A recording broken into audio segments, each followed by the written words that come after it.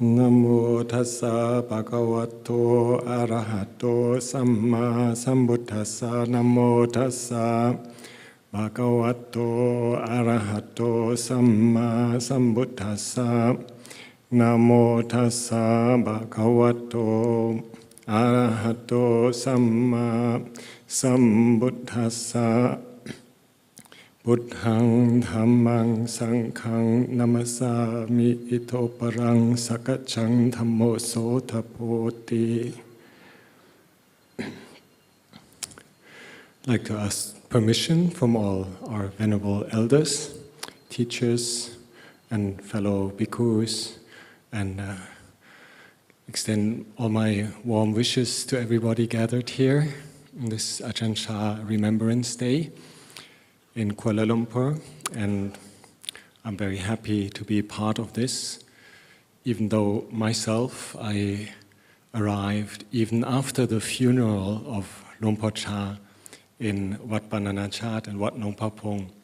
So in many ways I cannot share too many personal stories of personal inspiration with Lumpur Cha, other than indirectly, maybe through the recordings and the teachings that have been written down, translated, and most of all, what becomes apparent on this day today through the transmission of the disciples of Ajahn Chah that all of us have witnessed today, quite a few, and yesterday. And there's so many good things to recognize in the present day situation of our tradition, of our group of monasteries, of the Sangha, of the laity, and all the practices that we have inherited from Lumpur Cha. And they are being used in many places, not only abroad, but also in Thailand. There's many places that there are many monks and lay people of the younger generation that have never had the fortune to meet Ajahn Chah personally, but have a sense of gratitude, loyalty, and a sense of privilege to be part of the group of monasteries under his teachings. Particularly myself, I feel particularly honored to be able to play a little role in looking after the monastery that Lumpur Cha founded for the Western monks in 1975 in Ubon, down the road from Wat Papong, about 6 kilometers. Wat Bananachat, the name has been mentioned by many of the senior monks yesterday and today, Lumpur Theravada, Lumpur Viradamo, and for example Lumpur Pasano. And they've all lived there, contributed, and Lumpur Pasano was the abbot there in the most long and prosperous period of the monastery.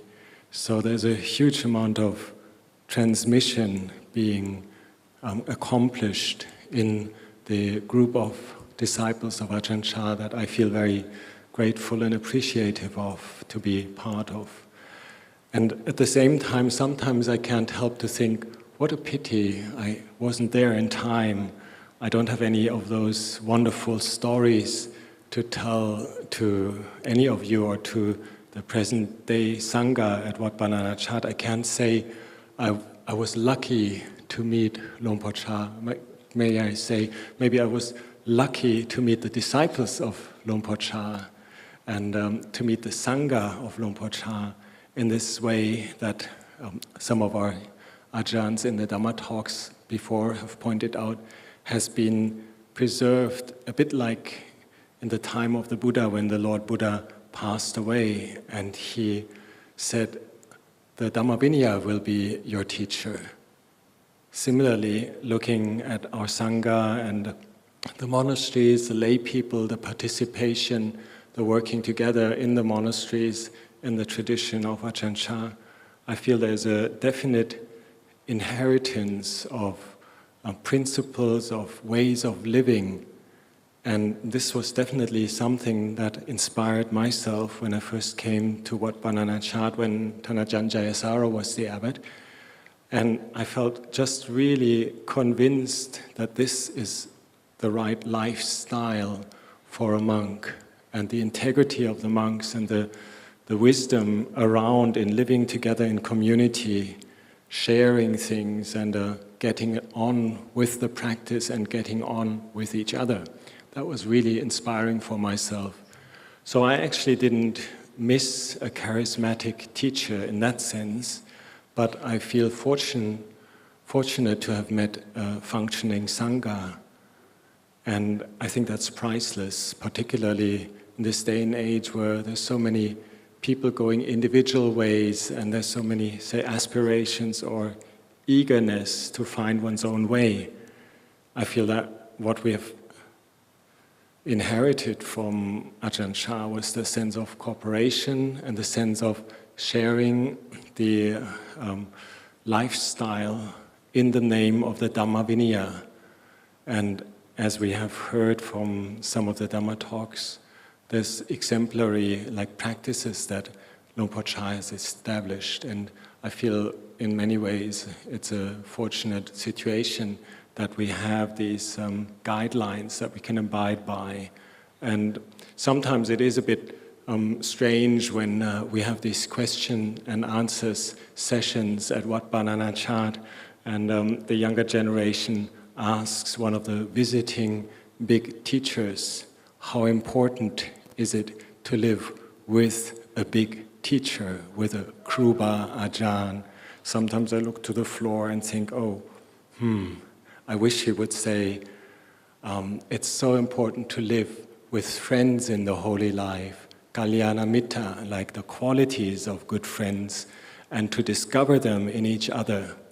And this is something I found very beautiful in the talks that we heard, that there's so many qualities of Luang Por Chah that we can see in each other and see in different varieties and in different people carrying the inheritance of Luang Por Chah to their utmost abilities and keeping him alive in various ways and various facets and getting a sense of cooperation with that.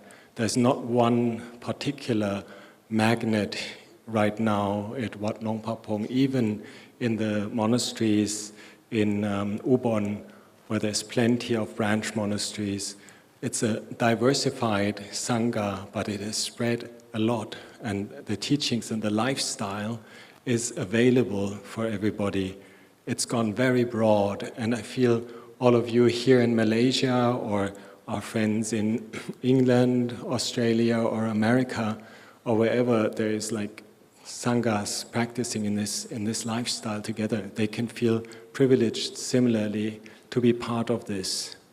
And some of the principles that we uphold, thinking of Luang Por Chah, very obvious Dhamma Vinaya principles. And if Luang Por Chah hadn't had the guts to really enforce them in his monks through all the pain that we have heard he inflicted on some of the early ambitious disciples, and if he hadn't had the stamina of teaching these very clear and obvious common sense principles, this day and age we would have been more or less not together in this sense of unity and the sense of sharing our lifestyle, sharing the brotherhood in the holy life.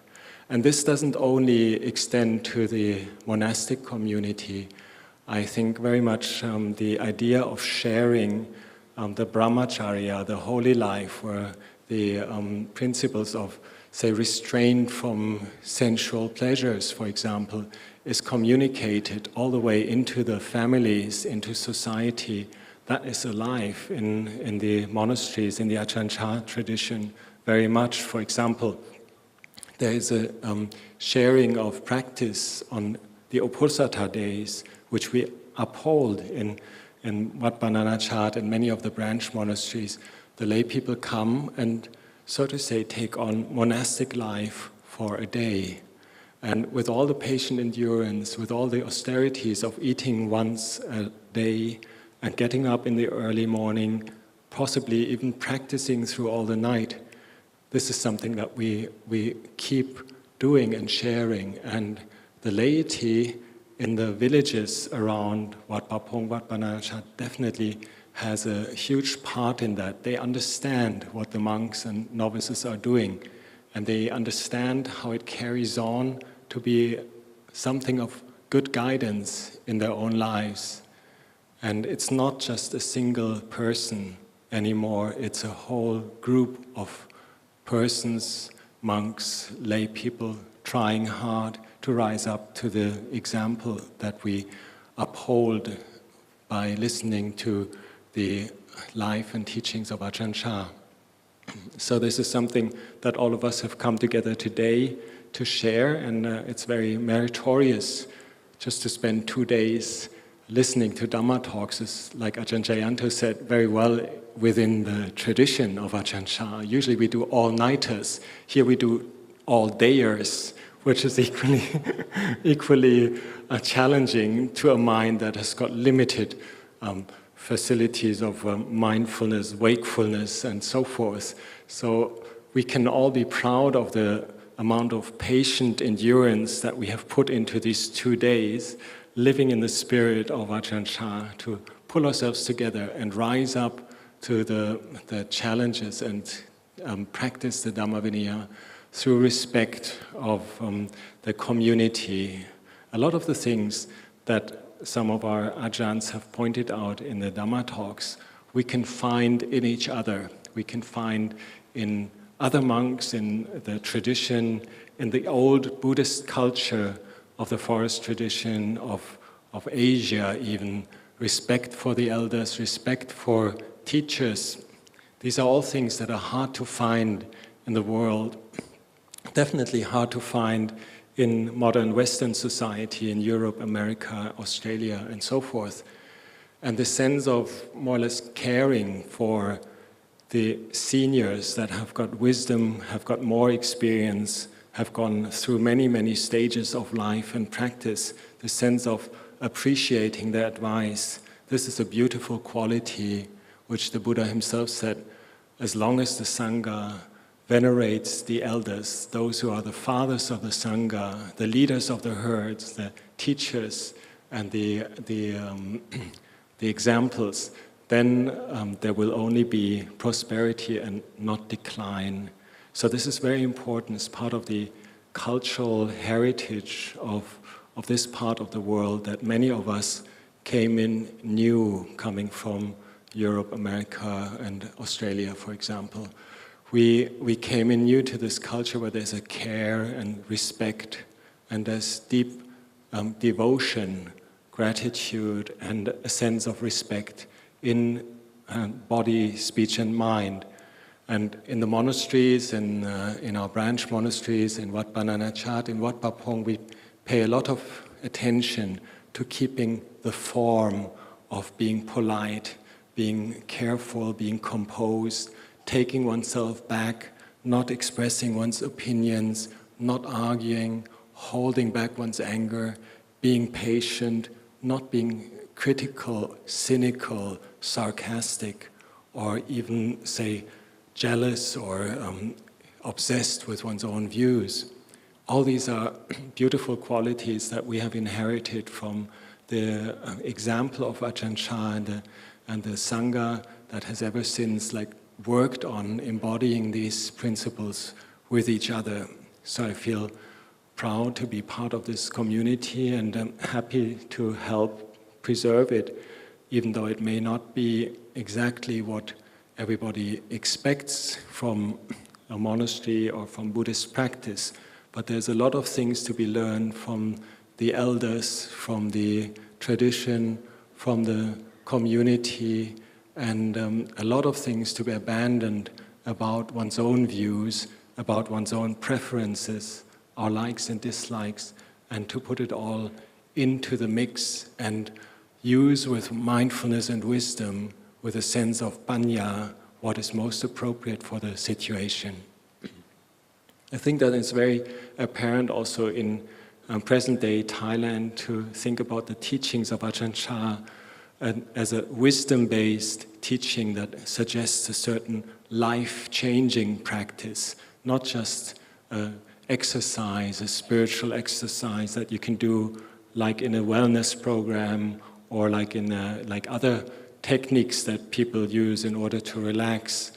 I think for all of us it means much more. It is going down deep to the heart, trying to make use of everything that arises in our lives, whether it's something truly personal that we have deep down in our hearts that we feel sincerely, or whether it's something communal where we feel, no, we got to help to make the situation of living together more kind or more peaceful.